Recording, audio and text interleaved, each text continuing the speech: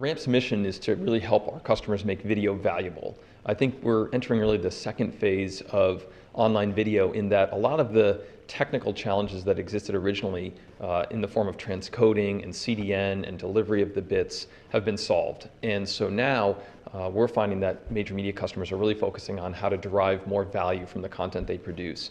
And that value has many, many different outlets. You have the web, of course, you have mobile, and now second screen.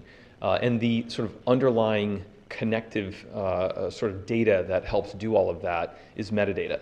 So metadata allows that content to be discoverable through search and social.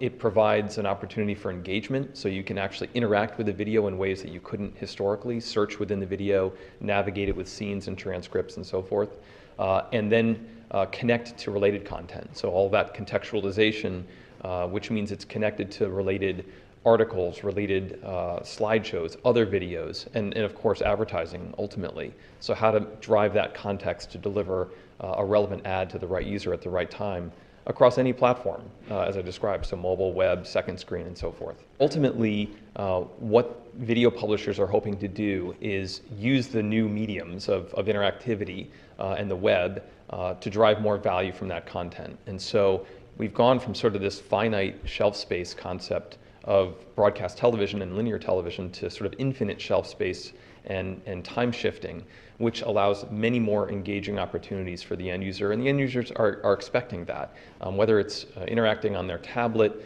through a sort of a two-screen, or interacting through a smart television on a one-screen, or on the web. All of these technologies now make this possible. And it cuts across all sorts of genres as well, whether it's live television, which is extremely valuable to broadcasters in the form of sports and news and those kind of applications, or long-form evergreen type content like movies and scripted television.